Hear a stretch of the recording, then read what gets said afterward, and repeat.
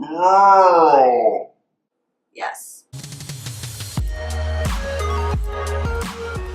Hey guys, thanks for joining me for part 2 of my go-to glam. This is the face portion. It's going to be focusing on the face, the foundation, the concealer, the highlight, the everything. So I hope you guys enjoy it.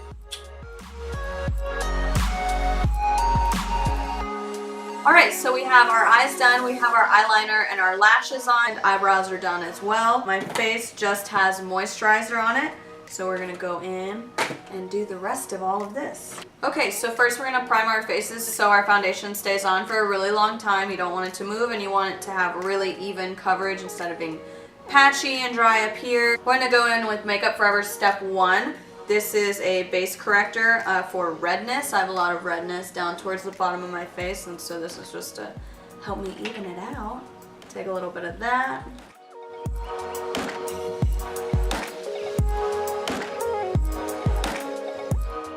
So we have our primer all ready and done. I'm gonna let that set for a second. I'm using 2 foundations to get the exact look that I'm looking for. I'm using the NARS Sheer Glow foundation.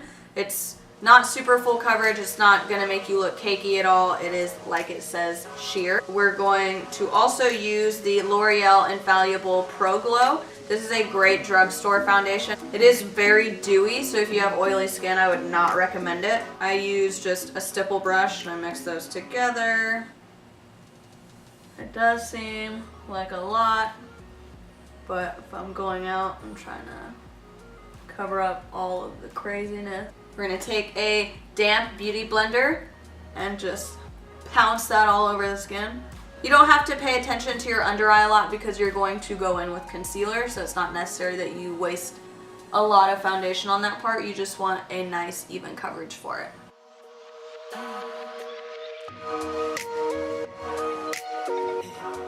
Okay, so our foundation is on. I personally like to use a Real Technique sponge. I love this little flat bottom because I use it for when I carve out my contour, and it works really well. And they're a little more cost efficient than beauty blenders. They come in packs of 2, which I also like. Normally it's $20 for 1 beauty blender, and that feels pretty steep to me, so I definitely go with Real Techniques all the time. You want to make sure it's damp because if your sponge is dry, it's just going to absorb all the product instead of distributing it across your face. Just squeeze out that excess water so you're not getting your face all damp because that's weird. And then do your foundation. Now we're going to use our concealer. This is the Kat Von D Lock-It Concealer in shade L15 Neutral. This is a great concealer. It has a lot of full coverage and it really blends into the skin so nicely. You want to start and always keep it in a triangle following your cheekbone, only focusing on the part of your face that you want to highlight. So you want to highlight this part so it looks brighter. You don't look so exhausted because all of us are literally all the time. Once you do your contour, you don't need any light there and you don't need the light to refract off of it, so you don't need to bring your concealer any lower than the top of your cheekbone. I also like to take mine right on the chin. It's all the areas that you want the light to reflect off of. You're basically playing a game with lights and shadows. Do a little on the forehead and down the nose. We're going to go underneath the eyes. Try and contain that concealer just to the area you applied it. So you're just really pushing it into the skin.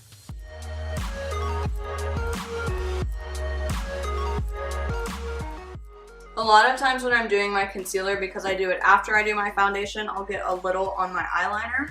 So I'll just take my eyeliner again and try and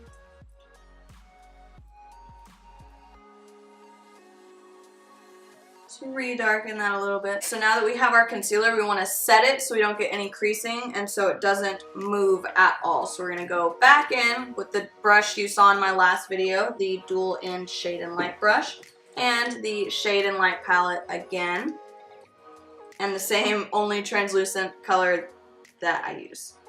Get a little bit. Same principle as when you're putting on your primer. You want to press it in instead of swiping to really just push that powder into your pores.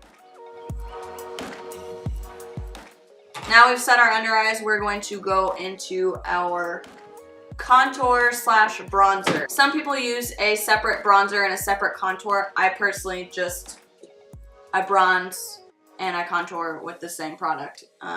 It's kind of a one-stop shop situation. So we're going to go in with our Cheekathon palette. This is a palette done by Benefit, which is, oh, it's so great. They have a different one now, but it comes with 2 bronzers slash contours and then 2 blushes, and this is like a blush highlight-esque sort of situation. I don't really ever use that one. It just doesn't work for my skin tone. So right now I'm going to go in with Hoola. This is a favorite for a lot of beauty gurus and most of the beauty community. I'm going to go in with a Morphe brush, tap off the excess. General rule for finding your cheekbones or doing your contour is from the corners of your mouth to the top of your ears. So I make a really stupid face and then I just follow those guidelines. Buff it out. You never want to buff down, you always want to buff up. If you buff down, it's going to start to get a little muddy, and that's really not what you're looking for. You also want to bring it around the side of your face, across the top of your forehead.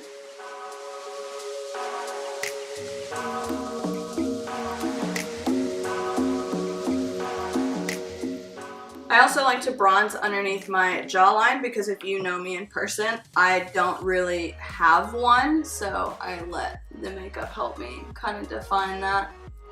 So I can fool all my friends think I have a strong jaw. Okay, so now we have bronze slash contoured our cheekbones and around our face and our jawline.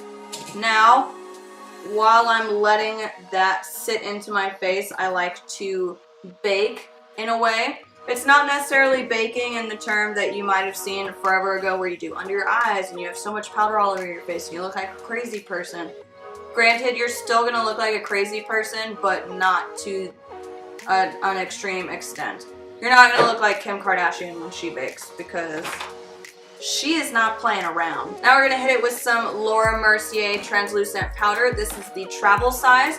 This little guy is only $14. Using the bottom part of your sponge, take it and just dip it right. Like press that powder down. Get a little on your sponge. And then you're just going to carve out that cheek line following from the corners of your mouth to the top of your ear. So.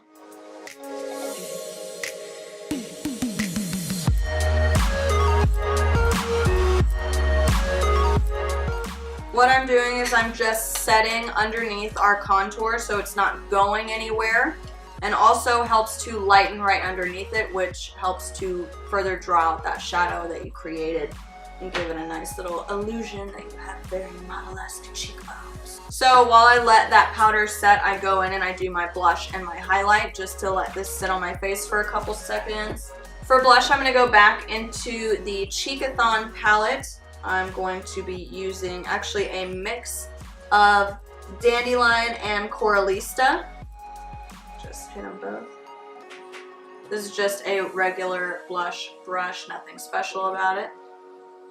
I always smile when I do my blush because I always have since I started makeup, and I don't think I know how to do it without smiling. So I just look like a really happy idiot when I put on blush. You want to go right over that contour that you just created and then bring it down to the apples of the cheeks.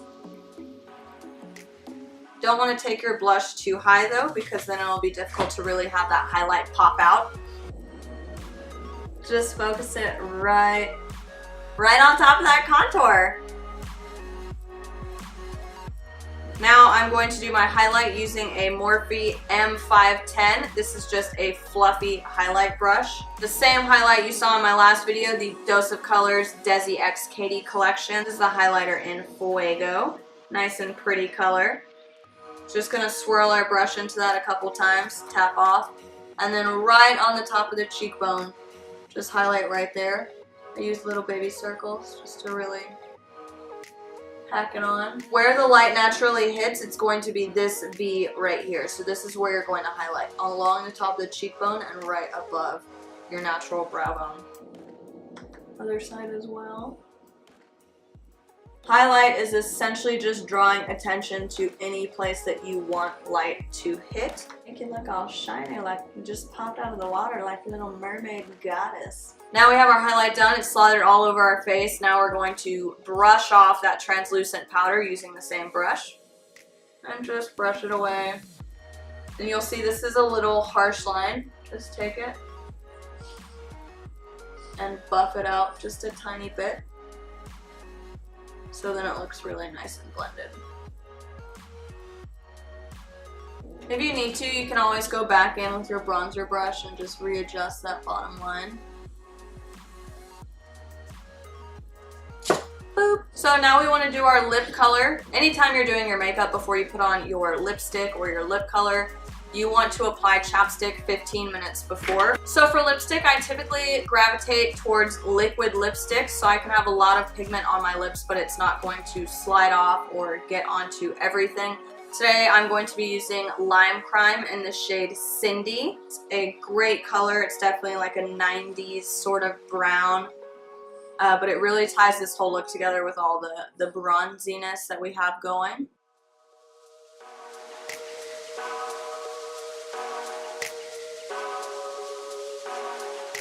Before you are done though, this is your secret setting spray. This is going to keep your eyeshadow and your eyeliner on until tomorrow morning and you're like, shit, I should have taken my makeup off, but damn, how is it still on? So after your lipstick dries, you're going to want to spray this all over your face. At first it's going to feel like a second shower, but it's so worth it, I promise. Alright guys, so this is the completed look. I hope you liked this video and the one before it showing the eyes. I hope all of this was at least a teeny bit helpful in you doing a new look. If you did like this video, please give it a thumbs up and subscribe down below, and I'll see you in my next video. Thanks guys. A little bit of this, a little bit of that, a little bit of this.